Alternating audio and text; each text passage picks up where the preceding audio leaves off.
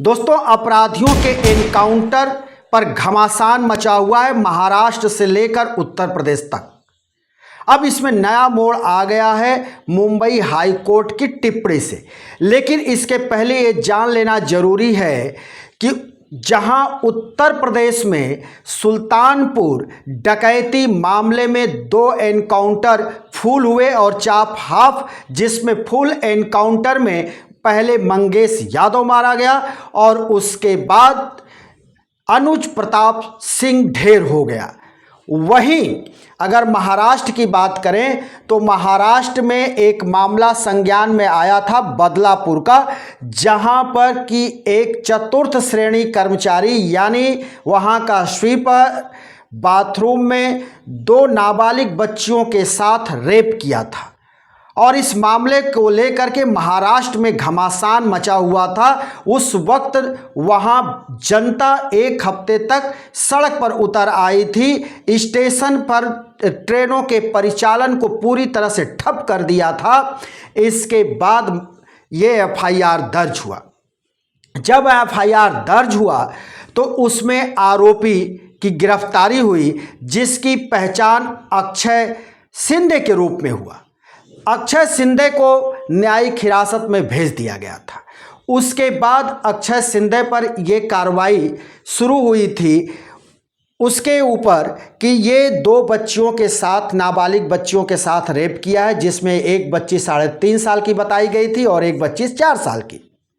लेकिन ट्विस्ट तब आया था जब इसकी गिरफ्तारी के तीसरे और चौथे दिन इसकी दूसरी पत्नी पुलिस थाने पहुंचती है और वो कहती है कि ये अप्राकृतिक संबंध हमारे साथ बनाता था, इसीलिए हमने इसको छोड़ा और इसके ऊपर एफआईआर दर्ज किया जाए।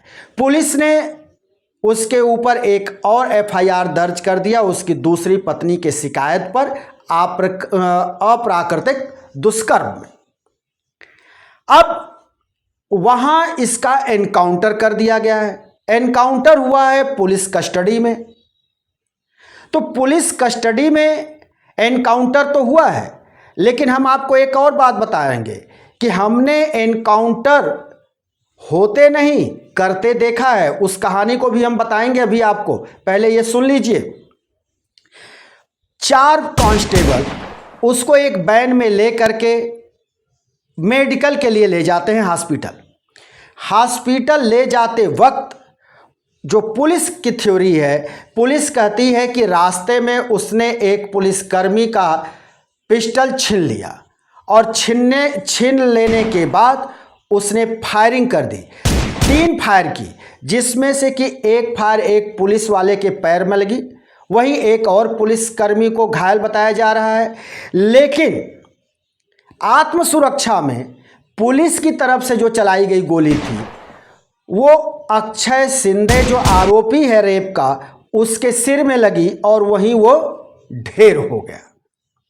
अब ये मामला वहां तूल पकड़ लिया है। राजनीतिक रूप से एक बड़ा घमासान छिड़ा हुआ है, जहां विपक्ष की जो पार्टियां हैं, चाहे वो उद्धव गुट हो चाहे अजित पवार गुट हो, सबका ये कहना है कि कानून के तहत उसको फांसी की सजा होती, ये मंजूर है।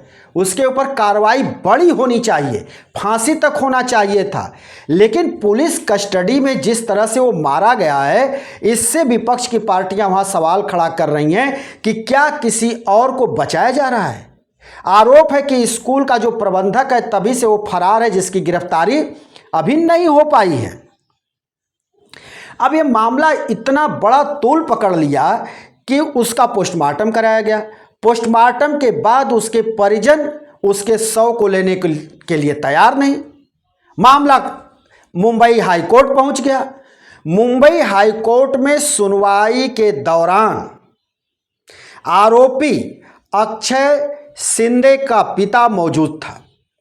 जिस वक्त ये सुनवाई हो रही थी, उस वक्त जो बेंच बैठी, उस बेंच में जस्टिस चौहान का सीधा ये प्रश्न था कि क्या एक कमजोर व्यक्ति को 4 पुलिसकर्मी लेकर के जा रहे हैं वैन में, पीछे बैठे हुए हैं और चारों उसको काबू नहीं कर पाए। वो पिस्टल छीन करके गोली चला दिया, जिसकी कोई क्राइम हिस्ट्री ऐसी है ही नहीं जिसने कभी गोली चलाई हो या किसी की हत्या किया हो, ऐसा कुछ भी नहीं है। तो फिर गोली चलाने के लिए ताकत चाहिए, शरीर में हाथ में ताकत होनी चाहिए, और जो कभी चलाया नहीं तो वो कैसे छीन लेगा और एकाएक वो फायर कर देगा, वो भी उसको जो है ओपन कर ले और वो फायर कर दे। ये संदेह के घेरे में है।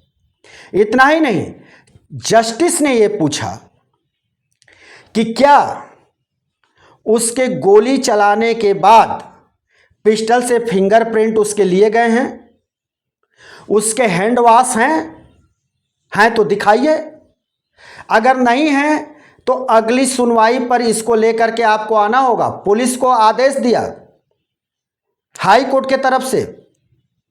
यह भी पूछा गया कि ये बताइए कि आरोपी ने 3 फायर की, एक फायर तो एक केवल लगी और तो 2 फायर कहां हैं।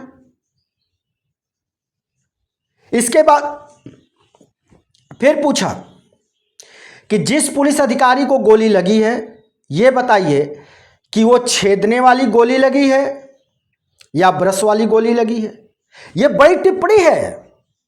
एक छेदने वाली गोली का मतलब ये होता है कि रिवॉल्वर से अगर गोली मारी गई तो वो पैर को छेदी होगी, छेद करके निकल गई होगी या उसके अंदर फंस गई होगी। लेकिन जो ब्रश वाली चोट होती है उसका सीधा मतलब होता है कि क्या गोली सिर्फ पैर को छूकर निकल गई या सिर्फ गोली से हल्का खरोंच आया। कभी कभी ये भी होता है कि खुद ही जो है रबड़ की गोली का प्रयोग किया गया हो, जिससे वो मामूली चोट आई हो, जिसके ऊपर की कोर्ट संदेह जाहिर कर रहा है और कोर्ट के तरफ से इस तरह के कड़े प्रश्न पूछे जा रहे हैं। कोर्ट को पूछने का अधिकार है। तो ये मामला महाराष्ट्र से लेकर के उत्तर प्रदेश तक पूरा घमासान के रूप में देखा जा रहा है और दोनों प्रदेशों में पक्ष और विपक्ष आमने सामने हैं। जहां महाराष्ट्र में एकनाथ शिंदे की सरकार इसको अपनी बहुत बड़ी कामयाबी मान रही है, वहां इश्तेहार दे रही है अखबारों में। वहीं वहां के उप मुख्यमंत्री भारतीय जनता पार्टी के कोटे से देवेंद्र फडणवीस की बात की जाए तो उनके नाम से भी वहां के अखबारों में इश्तेहार दिए गए हैं, जिसमें देवेंद्र फडणवीस के हाथ में पिस्टल भी दिखाया गया है। वहीं अजीत पवार भी इसका लाभ लेने से पीछे नहीं हट रहे हैं, क्योंकि वो भी मुख्यमंत्री उप मुख्यमंत्री हैं। वो भी कह रहे हैं बड़ी कामयाबी है और ये एक रैपिस्ट मारा गया, ये बहुत बड़ी कामयाबी है। लेकिन इसके पीछे एक तर्क दे रही है विपक्ष की पार्टियां वहां की कि क्या पुलिस को यह अधिकार है कि कानून अपने हाथ में ले, भी उसको बड़ा से बड़ा सजा मिले, लेकिन उसके लिए कोर्ट है, कानून है, वकील हैं, न्यायाधीश हैं, ना कि पुलिस। और पुलिस किसको बचा रही है इस तरह के एनकाउंटर को करने के बाद? ठीक वही हाल है जिस तरह से कि उत्तर प्रदेश में योगी आदित्यनाथ की सरकार ठोको पुलिस के लिए जानी जाती है और सुल्तानपुर में ज्वेलरी शॉप में 2 करोड़ के लूट के मामले में जिस तरह से 4 लोगों के हाफ एनकाउंटर करके यानी पैर में गोली मार करके गिरफ्तार की, वहीं 2 का फुल एनकाउंटर कर दिया गया, मंगेश यादव और अनुज प्रताप सिंह, जिसके बाद तमाम जो है राजनीतिक दल उतर आए। खास करके विपक्ष की जो पार्टी है उत्तर प्रदेश में समाजवादी पार्टी, उसके मुखिया अखिलेश यादव ने तो बार बार कहा कि यहाँ पे धर्म और जाति देख करके एनकाउंटर होते हैं, यानी मुस्लिम और यादवों का एनकाउंटर होता है। उसके बाद अनुज प्रताप सिंह भी ढेर हो गया। अब जो है जहां मंगेश यादव के परिजन ये कह रहे थे कि एनकाउंटर के 3 दिन पहले मंगेश यादव को पुलिस घर से उठाकर ले गई थी और उसको एनकाउंटर में ढेर कर दिया, उसको बताया कि एनकाउंटर में मारा गया, ये पूरी तरह से गलत है, फेक एनकाउंटर है। वहीं अनुज प्रताप सिंह भी मारा गया है उसी मामले में। अब अनुज प्रताप सिंह की बहन और उसके पिता उनका आरोप है कि वो तमाम अपराधी घूम रहे हैं जिनके ऊपर 40-50 मुकदमे हैं। मेरे बेटे के ऊपर तो सिर्फ एक ही मामला था और मेरे बेटे को पुलिस ने एनकाउंटर में मार दिया।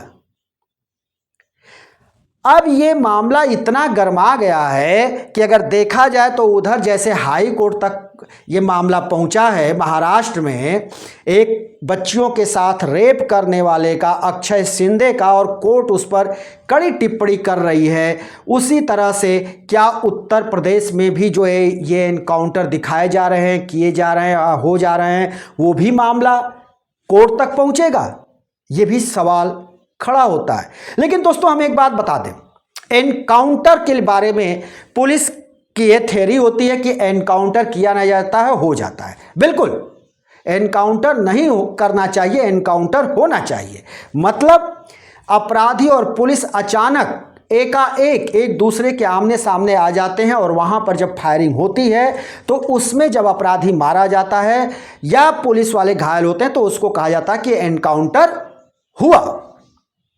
लेकिन एनकाउंटर करने का मतलब क्या है कि अगर पुलिस जो है पकड़ करके अगर किसी को मार देती है तो उसको कहा जाता है कि एनकाउंटर कर दिया गया।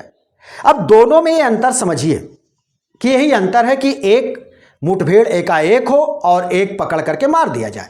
वैसे अमूमन 90% लोगों का मानना होता है, पुलिस भी कहती है और ये पत्रकार भी कहते हैं कि जो एनकाउंटर दिखाया जाता है उसमें 90% फेक होता है, केवल 10% ही सही एनकाउंटर होता है। अब हम आपको बता दें कि मैंने एनकाउंटर होते हुए आंखों से देखा है। मैं एक पत्रकार हूं। एक बार एक रेलवे स्टेशन पर मैं खड़ा था। उस रेलवे स्टेशन पर एक मालगाड़ी खड़ी थी और मालगाड़ी के उस पार पूरा मैदान था, रेलवे ग्राउंड, जिसमें बच्चे क्रिकेट खेल रहे थे।